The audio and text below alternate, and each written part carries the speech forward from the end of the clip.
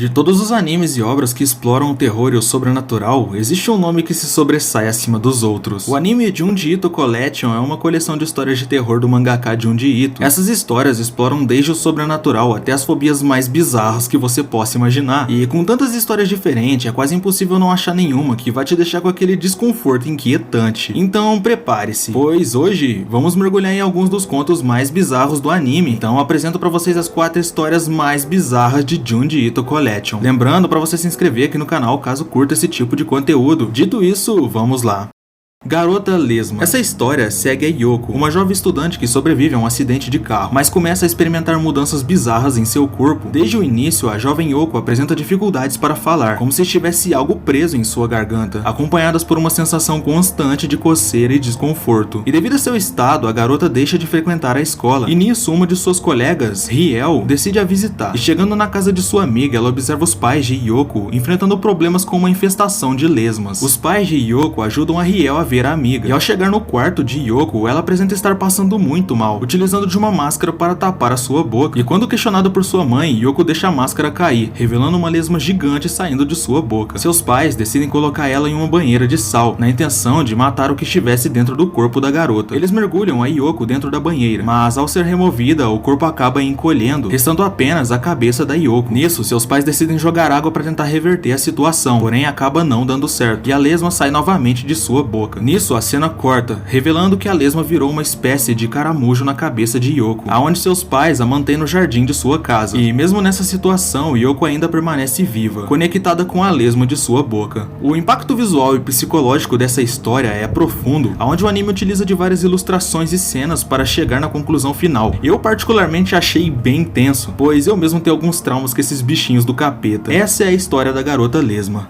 Calafrio. A história começa com Yuji, um jovem garoto que observa sua vizinha Hina enquanto ela apresenta sinais de uma doença misteriosa. Essa doença deixa o portador com vários furos e manchas na pele, que vão ficando cada vez mais profundos enquanto mata o portador. Numa noite, Yuji observa sua vizinha olhando para o quintal de sua casa. Ela olha de volta e sorri apontando para seu quintal, mostrando seu braço cheio de furos causados pela doença. Yuji conversa com seu amigo Hideo, dizendo a ele que seu avô possuía a mesma doença, e que mesmo passando por um tratamento com um médico específico, acabou não resistindo. Hideo não demonstra muita importância. No dia seguinte, Hideo vai até a casa de Yuji, e eles conversam sobre a tal doença de Hina. Enquanto estavam no quarto do avô falecido de Yuji, Hideo encontra o diário de seu avô, e lendo, eles descobrem que a doença de seu avô começou quando ele encontrou uma jade verde. Após alguns dias, desde que ele havia encontrado a tal joia, ele apresentava sintomas de calafrios constantes. Logo em seguida, começaram a aparecer manchas em sua pele. Um médico foi enviado até sua casa, mesmo que ninguém tivesse o chamado. O médico aplicou nele uma injeção, e os buracos de seu corpo aumentaram, e uma praga de insetos começou a entrar por sua janela, aonde os insetos entraram em seu corpo pelos buracos de sua pele. Sabendo que iria morrer por conta da maldição da Jade Verde, ele usa a pouca força que ainda resta e lança para fora a pedra pela janela. Nisso, eles vão até a janela e encontram Hina, que começa a sorrir apontando para seu quintal. Mas logo em seguida, o mesmo médico que tratou do avô de Yuji aparece, deixando Hina em um estado de choque. Ao anoitecer, Hideo vai até o fundo do quintal de Hina para investigar, a fim de achar a Jade Verde. Enquanto ele vasculhava, ele consegue achar a pedra. A cena corta e mostra que uma tempestade havia chegado na região, e Yuji estava estudando quando as luzes caem, e ao ouvir batidas em sua janela, ele decide ver o que estava acontecendo, e é mostrado que Hideo estava sobre a praga da Jade Verde. E enquanto ele explicava que conseguiu achar a Jade, o mesmo médico que estava tratando de Hina e tratou do avô de Yuji começa a persegui-lo. Nisso, Hideo corre com a Jade, e no dia seguinte seu corpo foi encontrado sem vida às margens de um rio, todo coberto pelos furos da doença. Nisso, é revelado que Hina voltou ao normal, pois a maldição da Jade havia passado para Hideo, anulando os efeitos que estavam sobre Hina. Sem dúvidas é uma história e tanto, mas eu particularmente achei bem fraco. O tom de suspense que o anime gera junto com a ambientação é incrível, mas eu acho que ele acaba se perdendo no desenrolar, ficando com várias questões em aberto e sem justificativas, como por que não tentaram parar o médico, já que ele era uma das pragas de Jade, talvez acabando com ele seria possível quebrar a maldição, já que os piores sintomas só apareciam quando ele começava a tratar de seus pacientes. De qualquer forma, é uma história boa.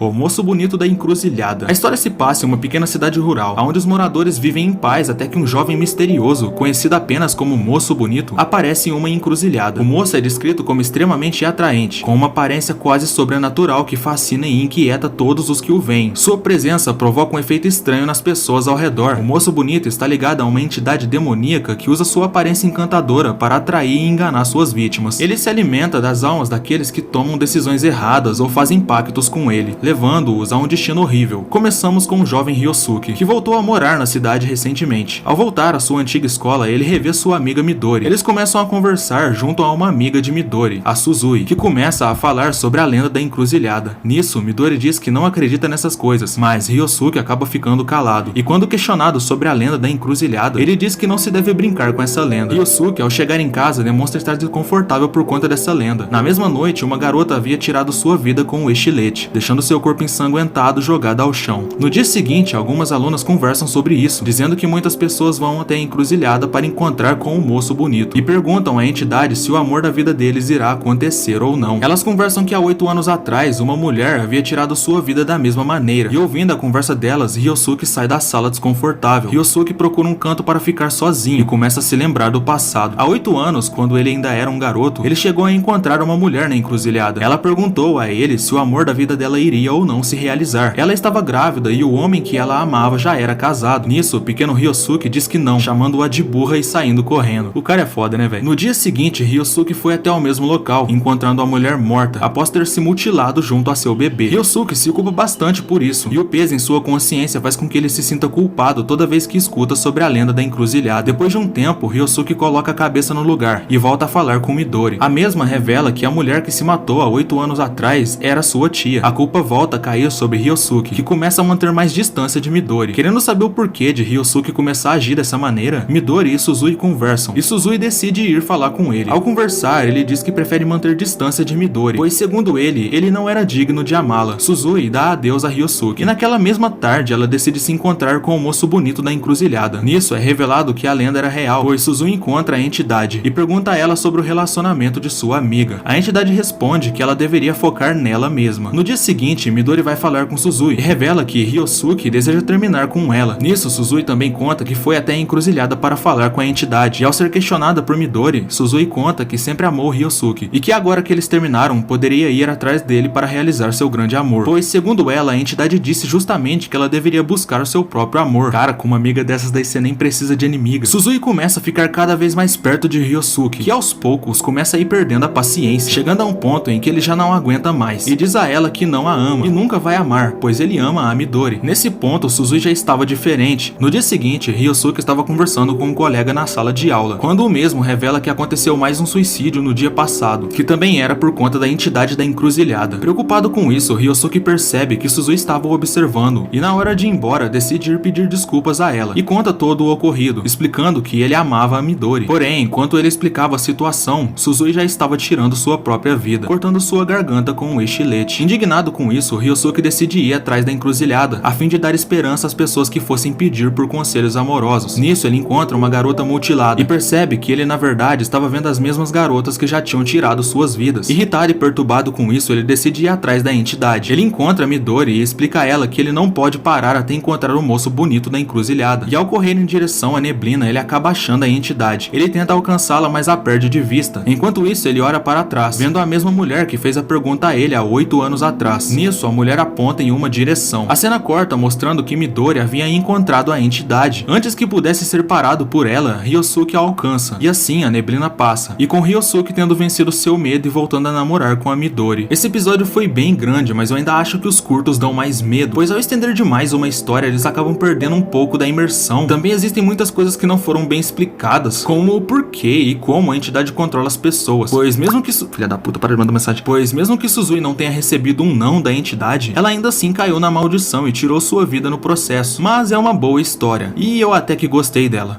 engordurado. A história segue Yui, uma jovem que vive em uma casa apertada com seu irmão e seu pai. Após a morte de sua mãe, Yui conta que sua casa nunca mais foi a mesma, pois acabou ficando suja com óleo, aonde a velha casa era inteiramente oleosa e sufocante. Desde o início, era evidente que o ambiente era repleto de gordura. O pai de Yui gerenciava um pequeno restaurante, aonde tudo era frito e coberto de óleo, e essa obsessão pela gordura acaba contaminando toda a casa. Além disso, ela possui um irmão mais novo que vivia agredindo ela, Goro. Em uma certa noite, Yui observou seu irmão enquanto ele se dirigia até a geladeira para beber uma garrafa de óleo vegetal. Ele fazia isso com bastante frequência e parecia gostar do gosto da gordura. Seu irmão nota sua presença e a ameaça, dizendo para ela não contar a seu pai. Em meio àquele ambiente tóxico e odioso, Yui começou a desenvolver uma sensibilidade à gordura, aonde ela se tornou capaz de saber a saturação do óleo através da densidade do ar. Com isso, ela nota uma saturação de 50% em seu caderno. E após observar seu irmão bebendo uma garrafa de óleo, ela termina a cena dizendo que a saturação do óleo estava em 60%. A cena corta e avançamos um pouco no tempo, aonde o irmão de Yui estava na puberdade. Por conta de seu estilo de vida nada saudável, o rapaz desenvolve espinhas oleosas em seu rosto, e em um certo dia, Yui observava seu irmão apanhar de uns valentões da escola. Seu irmão, percebendo isso, fica furioso, e ao chegar em casa desconta sua raiva em Yui. Enquanto ele agredia Yui, seu pai aparece repreendendo Goro por suas atitudes. O jovem reclama, dizendo a seu pai que ele era o culpado por tudo aquilo, e parte pra cima dele logo em seguida. Após isso, a cena corta. E depois disso tudo, o Goro se trancou em um cômodo fechado, onde vivia se enchendo de óleo vegetal. E quando seu óleo estava prestes a acabar, Goro chama Yui e pede para que ela vá buscar mais óleo para ele. A jovem conta que não tinha dinheiro e que não conseguiria mais óleo para ele. Goro fica furioso, e enquanto ele estava espremendo suas espinhas, ele acaba acertando o rosto de Yui, que ao demonstrar nojo faz com que Goro fique ainda mais bravo. Então ele segura Yui e pressiona suas espinhas sobre o rosto dela novamente. Enquanto ele estava jogando todo o óleo de suas espinhas sobre Yui, seu pai aparece e nocauteia o jovem com uma pá. A cena corta mostrando dois homens conversando. Um deles diz que comeu uma carne gordurosa muito gostosa no restaurante do pai de Yui. Após conversarem, os jovens decidem ir até o restaurante para pedir novamente essa carne misteriosa. Mas ao chegar lá, o pai de Yui diz que a carne havia acabado, deixando os clientes desapontados. A cena corta mostrando Yui dizendo que a saturação estava em 70%. A jovem parecia doente por conta do óleo e estava tendo pesadelos onde o óleo devastava toda a cidade, chegando a 100% de saturação. Seu pai vai falar com ela e brava, Yui diz para ele sair dali. Depois disso, Yui volta a alucinar com o óleo, dizendo que o óleo havia chegado a 85%. Numa certa noite, Yui acorda de seu pesadelo e descobre que seu pai estava envenenando com o óleo enquanto ela dormia. Ela questiona ele sobre isso, mas ele mente, dizendo que não havia feito nada. Percebendo as más intenções de seu pai, Yui começou a ficar acordada durante a noite para impedir que ele viesse a envenená-la novamente. E descobrindo que não iria conseguir dar óleo a ela, ele decide tomar óleo. E seu pai passou a tomar cada vez mais óleo, chegando a um ponto onde só de estar perto dele a saturação já subia. E Yui observou, e toda vez que seu pai utilizava do banheiro, o lugar ficava sujo com uma espécie de graxa viscosa, um óleo tão denso e gorduroso que parecia uma massa. O óleo na casa de Yui estava tão forte que a casa havia sido tomada por completo, saindo gordura do teto que escorria por toda a casa. Numa certa noite, Yui foi investigar um barulho que estava saindo de sua cozinha, e ao descer as escadas se deparou com seu pai cortando sua própria perna. E o que saía de seu corpo não era sangue, e sim gordura pura. Assim, o episódio termina com Yui dizendo que a saturação havia chegado a 100%. Essa é a história mais fácil de se interpretar, pois fica fácil deduzir que seu pai provavelmente era o responsável pelo desaparecimento de sua mãe, e que ele dava óleo para seus filhos para tentar transformá-los em um prato para servir a seus clientes. No final, a obsessão dele foi tão grande a ponto de o mesmo tomar óleo, a fim de poder se servir em seu restaurante. De qualquer forma, essa foi a minha interpretação.